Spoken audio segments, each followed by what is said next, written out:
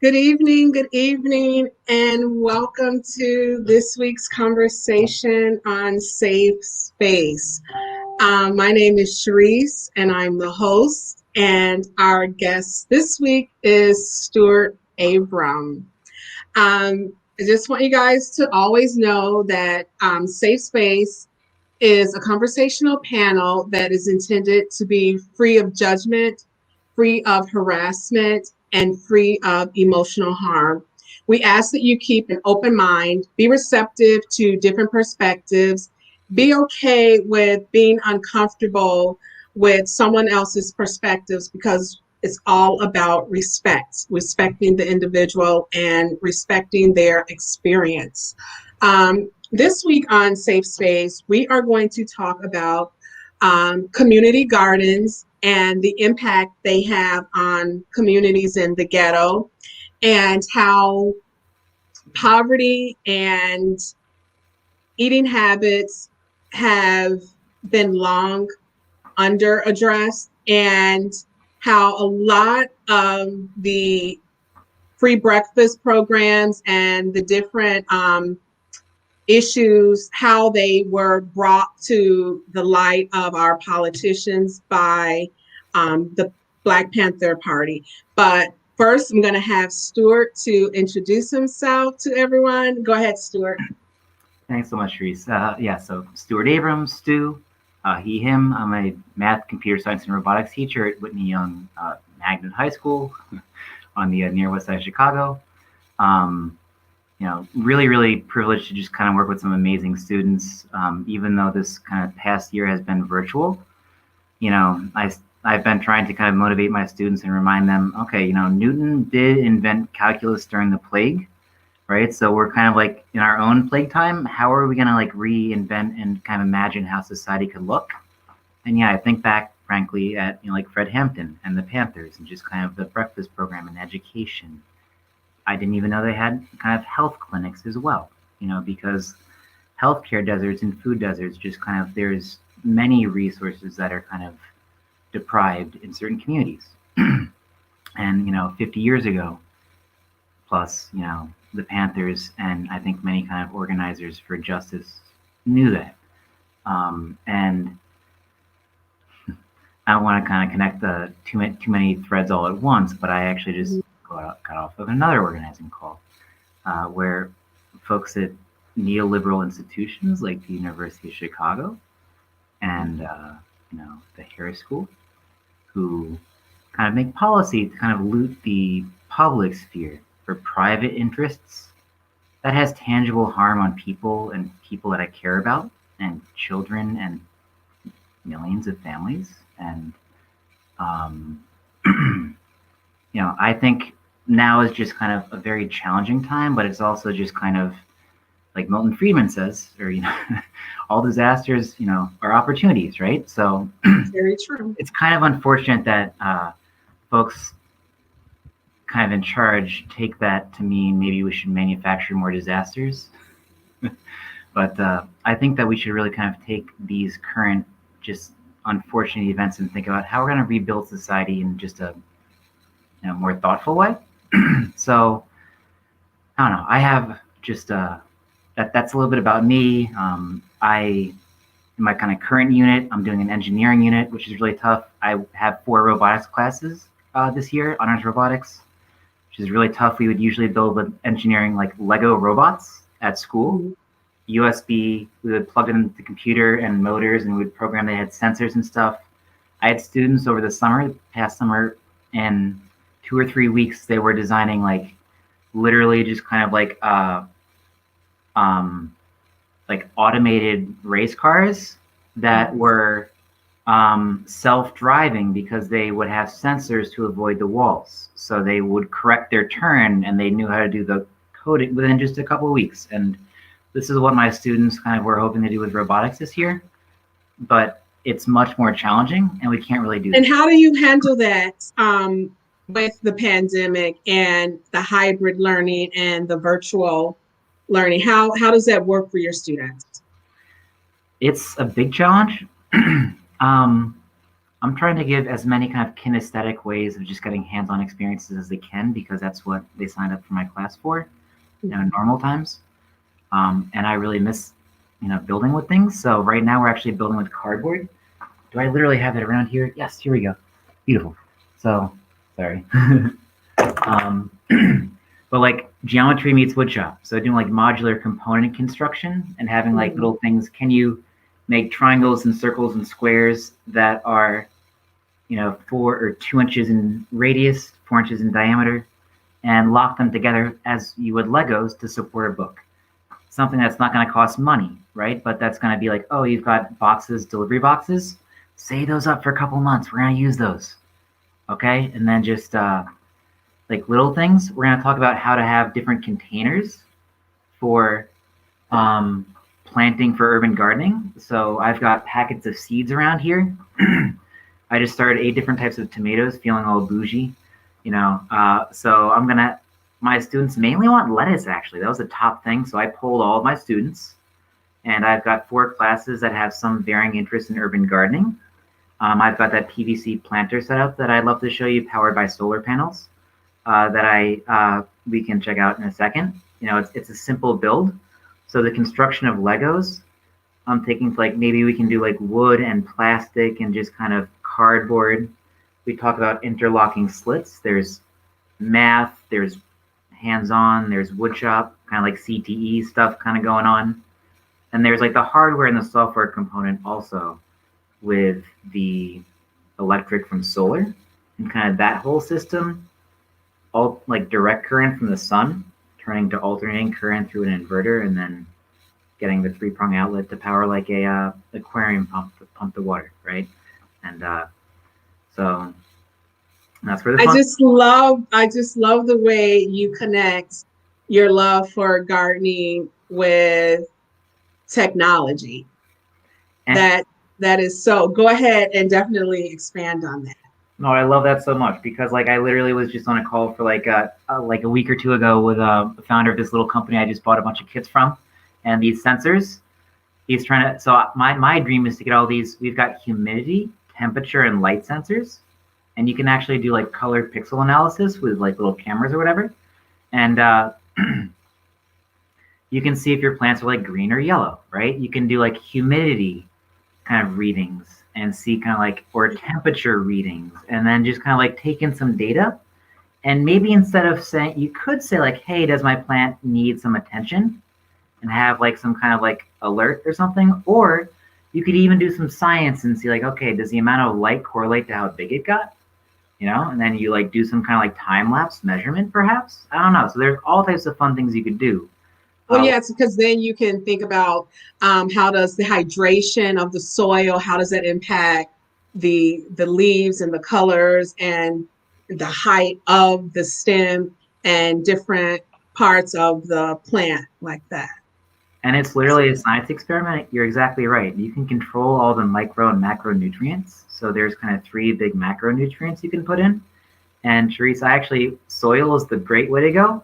But some of our communities are industrial corridors. So like the south side, for example, of General Iron, you're going to do it well. Or matte asphalt plant, or, Hillco. There's kind of polluted air and water and soil, just kind of like in several communities, largely on the south and the west side of Chicago. Wonder why that is. There's probably some history behind that we could explore in another. I think there is. But, but since we kind of can't depend on everyone's soil, I'm thinking, how can we do this with like a minimal cost kind of like PVC, like pipeway, and just hydroponics or something? I've actually done in my backyard, and I had a self-contained system with 128 plants, and just kind of, so I could show that real fast. Let me show. Definitely. And that's a question that I have, Stuart. I was watching a video. It was an ed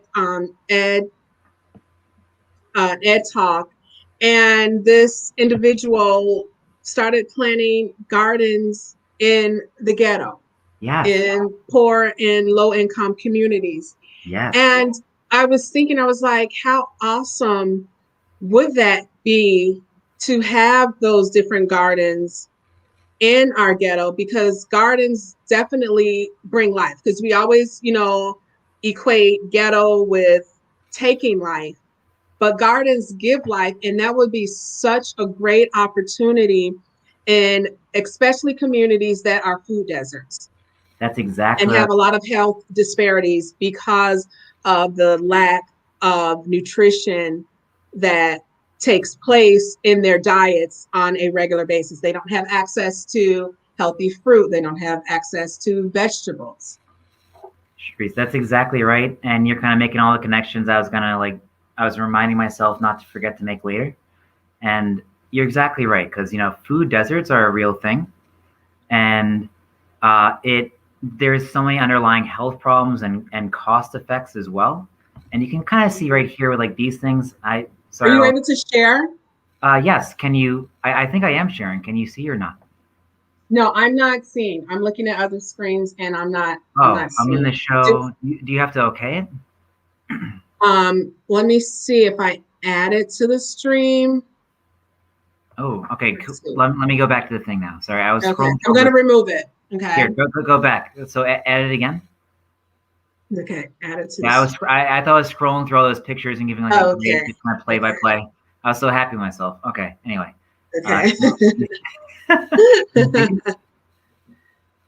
Now I can see it. Yes. wonderful. So sorry about No, it's not okay. notifying, but yeah, right on. So there we go. So we've got some pipes right here. These are just kind of 4-inch in diameter, so 4 inches across Okay. and 10 feet long. And I cut 16 holes in these. These are like 3 inches in diameter. So it's like a whole dozer, just a little kind of attachment to a power drill, just literally a metal cylinder with a blade. And with a drill in the middle, and then the blade just kind of cuts out 16 holes. Probably a project for an adult, depending on how you feel about students with sharp power tools. But anyway, that would be kind of one of the only things that may need some adult supervision. But you can see I've got the water kind of going through here. This with the duct tape, that's a mistake right here, because I got the same inner diameter and outer diameter for the end caps. Don't do that. Don't do that, everybody. Make sure you check. But the water is actually going through. You probably can't see in the background, but the water is going through this entire system, and you will kind of see some of the self-contained systems soon. Rockwool is one way to germinate seeds if you don't have soil. Okay. Okay. That's what I was just about to ask. So so if we're in a community where the soil could be contaminated, this is what we would use in place of that soil. Right on. And this Okay. is what's called Rockwool. It's literally just I bought it in bulk, but it's like insulation. You know the pink foamy stuff that you kind of see like Yes. insulating in the attic or whatever? It's this. And it's just like it's slightly like, pH it's slightly like basic, but it's got a decent so it can take seeds right away by itself, but it's got like a decent acid profile and it's very porous. It's like a sponge. So it absorbs water and it allows the roots to kind of break through really nicely.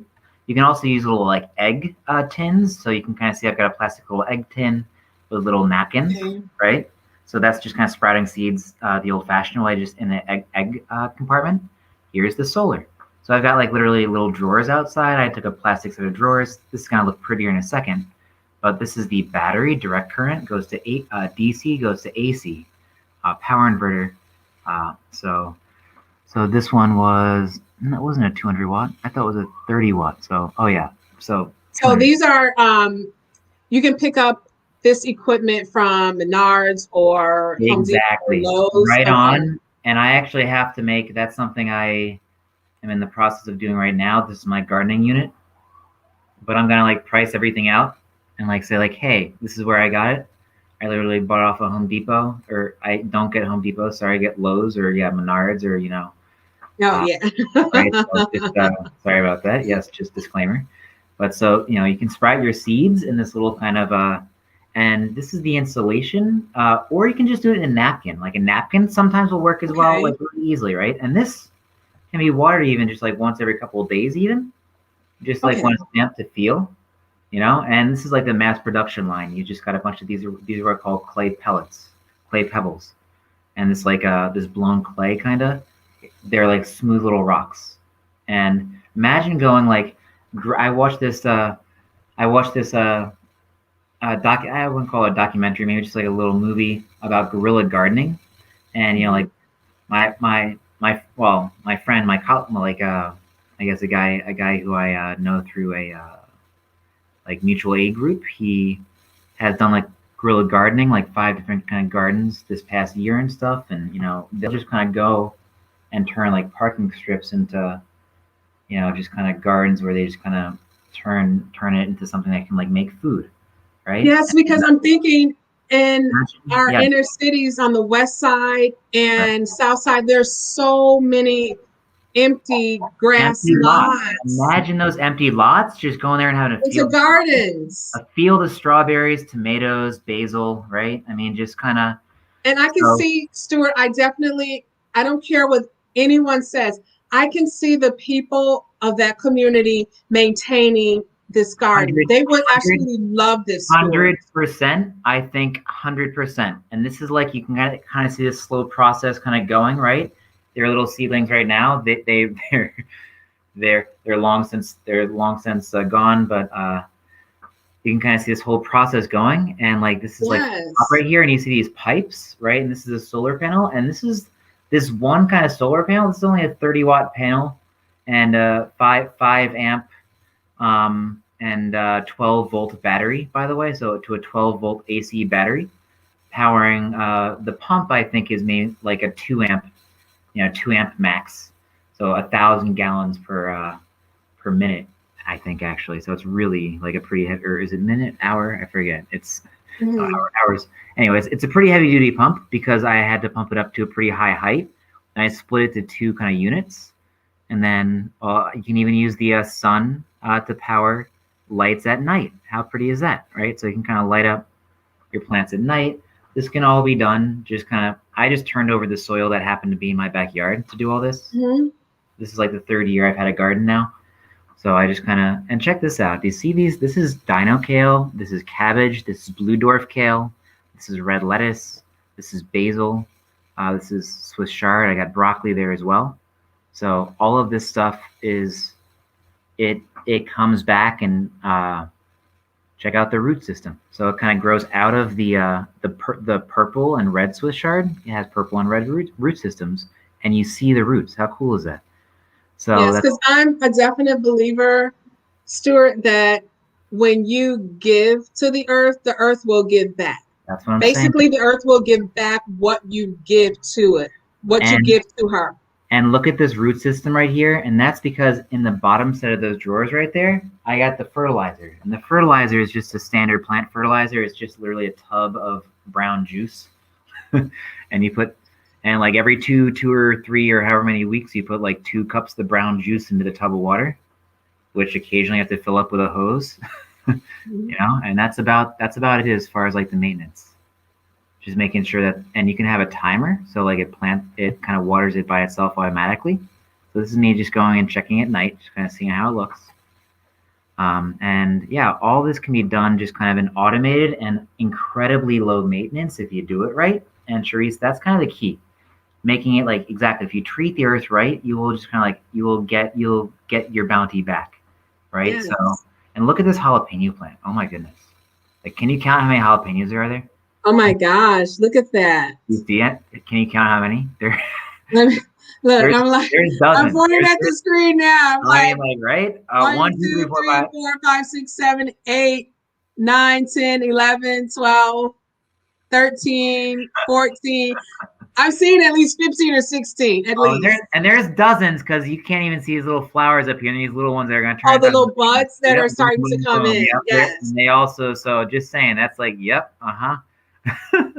And Definitely. I mean, I'm saying, it's like, this is bountiful. If you just kind of like treat it right, look at this basil. Fresh basil. And these are different foods that in urban communities, they've never been introduced to. Broccoli. They would love to try it because I know in my classroom, there were times where I would bring a certain type of food and the students, like, what is that? What? And I was like, you know what? Sheree, Just try yeah, it. Just try. And yes, they're like, right. oh my gosh. That's what I'm saying. That's what I'm saying. This is blue dwarf kale. This is red. This is red Russian kale. This is cabbage. That's making me think of what my man Ron Finley was talking about. I'm not sure if you know him. He's the gangster gardener. So Ron Finley, he would take drawers and stuff from dresser drawers and uh, drill a hole in them and make a little planter, right? And a whole little, and it's super easy. You can make anything into a planter. And he says, kids grow kale, kids eat kale. Yes. And Stuart, and that was the entire reason for the Panthers starting their breakfast Right? program That's what because I'm of saying. hunger and poverty. It made it difficult for students to go to school and concentrate. I want to build on top of the hunger and poverty, and then the food swamps now, which is look at this Mhm. beautiful lettuce, by the way. Sorry, this is like heirloom lettuce. Oh no, no, no, definitely. But like sorry, I just got to pause and look at the beautiful plants at some time. This is also so therapeutic. So what I would do is I will just sit on that red kind of stool in the middle of the garden, and then I'll do a little weeding.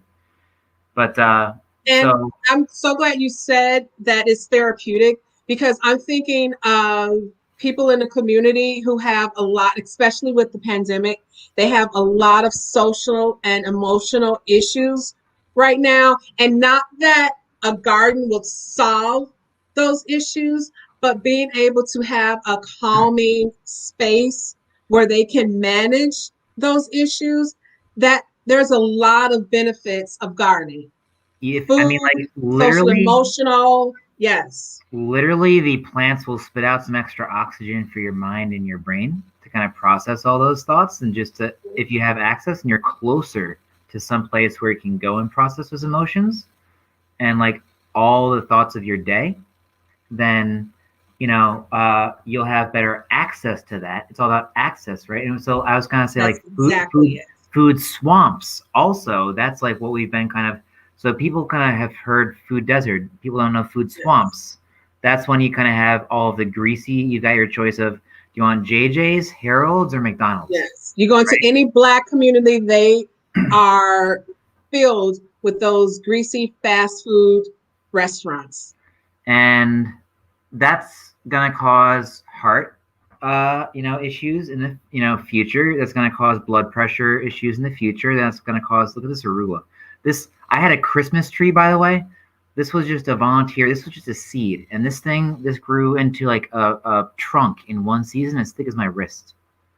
Wow. And this is how you like pH treat the little cubes and stuff. You can just put them in like Okay. just a little water treatment with a little bit of like pH down. And yeah, so it's just And someone once said, Stuart, that heart disease isn't hereditary, eating habits are. yes, and it's environmental and eating habits. Yes. That's exactly, you know what? That's so well said. That's so well said. Eating habits, and that's kind of like, it's a function of your environment, and Yes. your habits are like, you're training from your parents and your tribe, and Yes. kind of like everyone who raises you. It's passed on. Yes. And it's the environment that you're living in. Look at this getting bigger. Do you see this kind of slowly getting bigger? Look how pretty the Yes, look at that is Stuart. I love it. it's slowly growing, right? Now like little seedlings right there, and you can kind of like fill in. And it's a whole little process, and there's like weeks in a cycle, cycles and cycles, and there's the harvest, and like it's kind of like nice therapeutic, calming upkeep. You have any idea how many tomatoes I had? About a bajillion. So like, and this is before. So look at this. And I love heirloom tomatoes. Oh my goodness, Cherie. So you know what? I'm gonna make a little bin for you. I have like the bougie ones. I plant like Oh, literally like the purple and orange the colors. purple, I the love orange, those. the zebra, the purple, the blue, the black. Yep, Oh my gosh, I got yes. sunrise, zebra, rainbow. Like, so, just saying. Like, anyway, but like this is, like this is just a little, and I haven't uploaded the rest of my kind of like harvest picks and stuff, but like Mhm. it's pretty, it's kind of overwhelming, kind of like how much stuff you get, for like I would say like probably like 4 or 5 months, summer months in there, and Mhm. 1 or 2 months on the side of the summer. I probably ate more than 50% garden food, you know. So this is a purple green bean. That's healthy. That's building your immune system. When you are eating healthy, you are living healthy. Yeah, that's what I'm saying. So, all right, I'm gonna, I think, come back to the, I guess, the view right now. Um, StreamYard, hello. Wow, let me stop screen share. Yes. Okay, there you go. Okay. So, but yeah, so that's my little garden in the backyard, and that's how we can kind of do like in-ground gardening, and Yes. that's like so low upkeep trees. And what I have a drip system, one touch to hose, one touch off. It's like an octopus with one hose and like a bunch of like little ones that kind of all go out all at the bases of the plants. Minimize your water waste, minimal costs. Leave it on for an hour or two. Turn it on, turn it off. Yes. And I've seen so many locations. It's like now when I'm driving There, from point A to point B, I'm looking like that would be perfect for a garden. That location, that would be perfect for a garden, to get rid of these vacant lots. and there are places actually like on the south side, Star Farms. There's a couple of Star Farms locations. Shout out to Star Farms. Stephanie Dunn, check her out. So Anna Isabella Costa has Tierra y Paz farm. So this huge, it's beautiful. So like and their their boxes, raised bed, and like half like compost and half like some other different types of fillers and stuff. But like you I don't know, it's really just kind of invigorating to see just kind of like it's plots of boxes and farms. And I'm planning out with some of my friends how to use we've got 5 32 by 4 planters, so 32 foot by 4 foot, and this is like for the community and for classes, and like a big 16 by 32, which I'm like, that's where we literally planted a dozen 144 tomato plants we planted this past week was so that's where all those are going to go. And that's nice. So this is all happening like, geez, like where was this 152nd Walcott? So we've got like the other one where I'm like, so it's like, yeah, it's like the south side and the west side, and we gotta find these lots. Yes, I'm definitely gonna push this with Alderman Irving, because I can see this being so productive and so beneficial for the communities. And when you have people who are taking care of the community, when you have the community taking care of the community, that cuts down on crime. That's what I'm saying. And like, I imagine this being, so, one of my other groups, like, help facilitate this, like Austin Harvest in like, the Austin area is just a kind of place that locally sources a bunch of, produce, from the community. And it's also a place for the youth to hang out, and that they want a youth market. They bought a liquor store, and Sam Atchow, so he's amazing, former Bears, Okay. So he's amazing. So Athletes for Justice is just this amazing organization, and he does just a lot of great work in Chicago. And they turned around this liquor store into Austin Harvest, and it's a place which is now like a community market where students can go and like hang out and stuff. And it's exactly the healing space that you're talking about, right? Like This is like this can be a model. There's successes that can look different in different spaces. Yes. Because I know in Atlanta, they turned an entire forest, like a small forest, into a garden. I got that. I got that link open up here. The biggest free food forest, like in. Yes, free food forest. Yes, it's in Atlanta. My students, we were researching that earlier this week, and I was just like in awe. I was like, oh my God. Why can't we make that happen in Chicago? Come on. Exactly. Why is Atlanta got to win? Let's challenge our youth and let them know, like, hey, come on, like, you're gonna let Atlanta beat us like that? Chicago can. We have enough vacant lots. That's what I'm saying. That the community can maintain these beautiful gardens. That's what I'm saying. You have and the free food that you can just go, the beautiful, healthy food you can go and pick for free. And we have so many homeless people. Why can't they just go into that garden and eat the food? What's wrong with that? Nothing. I mean, like, we should talk about the whole homeless problem in the system failing society. So like Yes. just everywhere you look, it's failing, But Yes, it's like food now. You would not have thought that food is now a part of social justice. yeah, it's sad. I mean, like I feel very strongly about this. I think that we should kind of like emulate the Panthers model.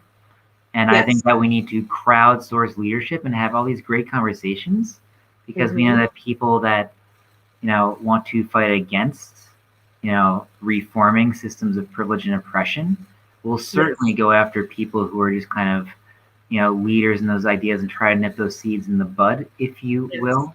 Right? So, Because it is grassroots programs that impact society. Because with the Black Panthers, originally they were just focused on feeding the kids in the community yeah. because they did not have access to healthy foods. They're going to school hungry because they were in these impoverished neighborhoods. And then that forced Congress, that forced our politicians to then turn around and look at the impact that healthy food had on the community, had on the students. And then that's how we came about the free lunch program in our public schools. Which needs to be expanded. And like, yeah, I mean, you're right. And we got to honor that, the bravery, I think, of people kind of fighting against the system. Yes. And Because the FBI did then, Chairman Hampton, they, Chairman, like Edgar Hoover, some he people think it then out had to loud. investigate, like, okay, what are they doing? They're making too much of a positive impact. Let's So yeah, we have that's that issue also. so I believe they call it the threat of the good example. Mm-hmm.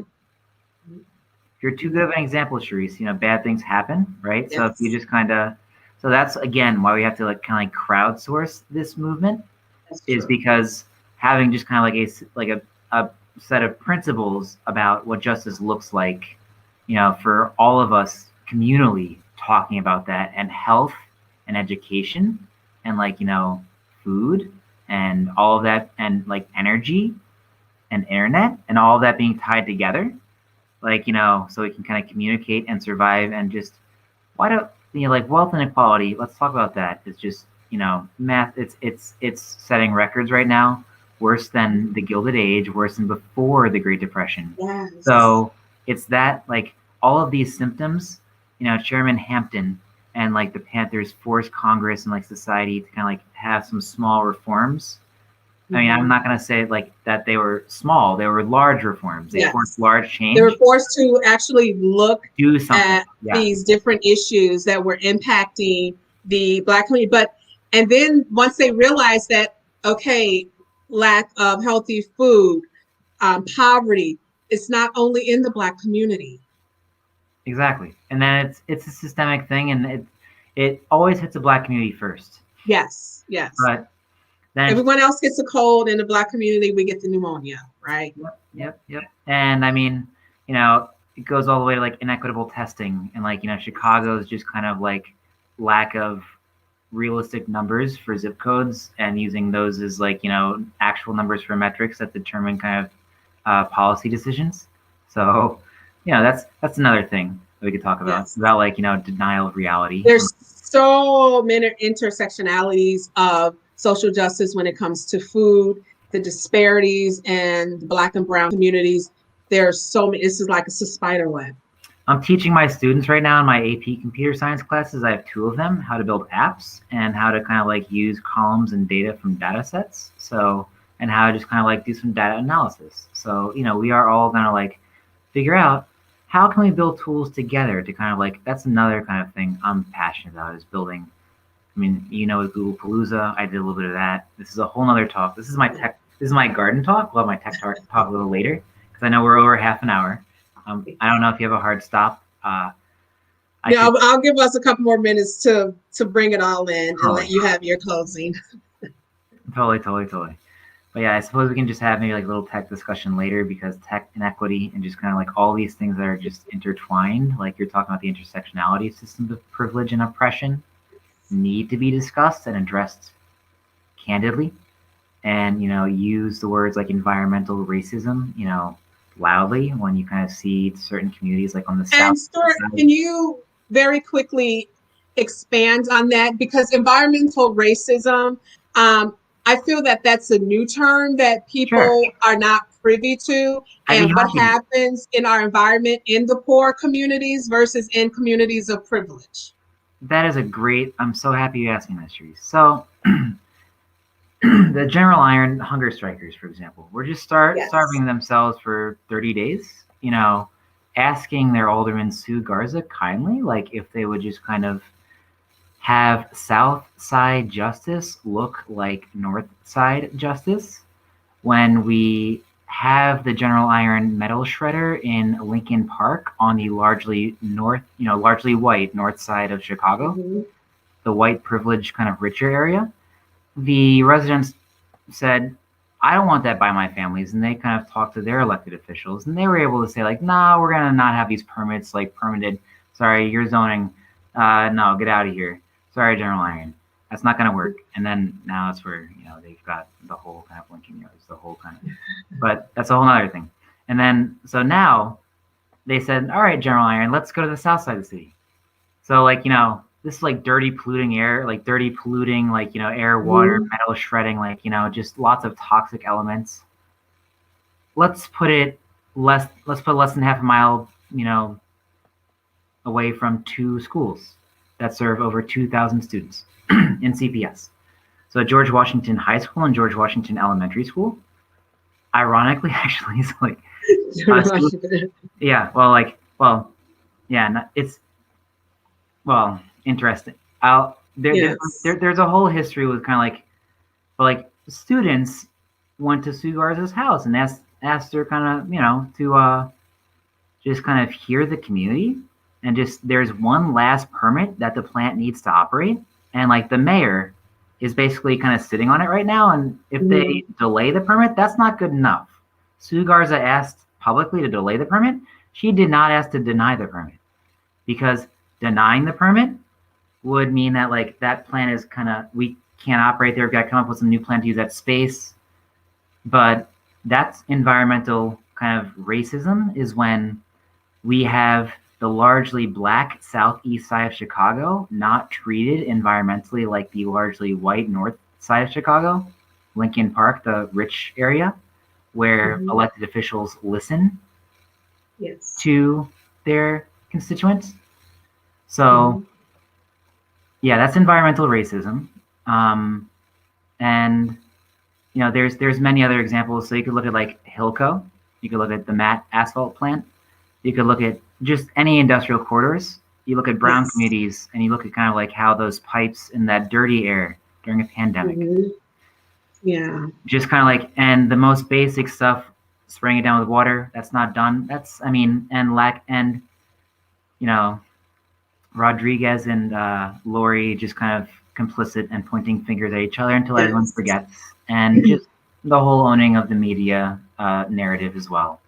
But it's a big web, and environmental racism is the inequitable kind of in like unfair treatment of folks who look different under similar conditions.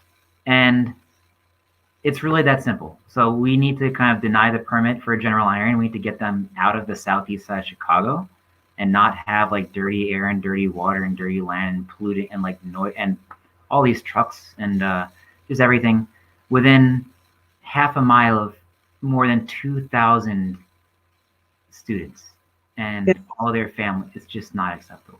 So, and communities, the neighborhoods filled with humans. Yeah, I mean, Black humans are humans too. Yeah. It's it's we are. They don't. I don't think they know it. Sharice, like it makes me so like sad and so angry. I find it like kind of hard to kind of hold it together sometimes on camera. I'm pretty stoic, but like I don't know, I feel pretty deeply about these things, and like it makes me very angry. So like I have no fear about just saying these things, and that's at least my understanding. And that's the thing, we're not candid enough about these issues. We like to tiptoe around. That's exactly right. That's exactly right. We have a lot of people who are very comfortable. And I choose justice over comfort. Yes. So that's where I stand. And my oppression cannot live in your uncomfort. It's uncomforting for you to even discuss my equality, equity in life. That's uncomfortable to discuss because it makes you feel a certain way. Yep. That's not okay. Yeah, I agree, and I'm willing to try to explain calmly, only for so long. Like I'm a teacher, and I'm very patient with my students. They're children who should may not necessarily know better about how the world works, but then there's some adults who really should know better. Yes. I find it very tough, very hard to kind of maintain my patience. I do my best, and I'm a human, and I'm imperfect, and I'm sorry about that. But that's all I really got. But I appreciate your passion for this, Stuart. I really do. I do. Thank you for being my guest on Safe Space as we talked about the community gardens. And this is definitely not the end of, I'm going forward with this, even with my daughter. She's like, well, I want to know when you go into the community. It's like, I will definitely let you know because this is the right thing to do. We gotta plan on several levels. I've already got many projects actually that are kind of like already going. So, if folks want to kind of like join in on different parts of the city or just want different models for how it could look for your own little home in your apartment with no soil, just with a couple kind of containers or a couple of boxes and a window, or like with a big plot of land. Let's talk and let's talk about what's kind of work for your space. So, okay. Thank you so much. And thank you for joining us on another conversation on Safe Space. I am Charisse Munoz, your host. Take a moment and shine your light in the dark. Have a good evening and always be able to find your safe space. Good night.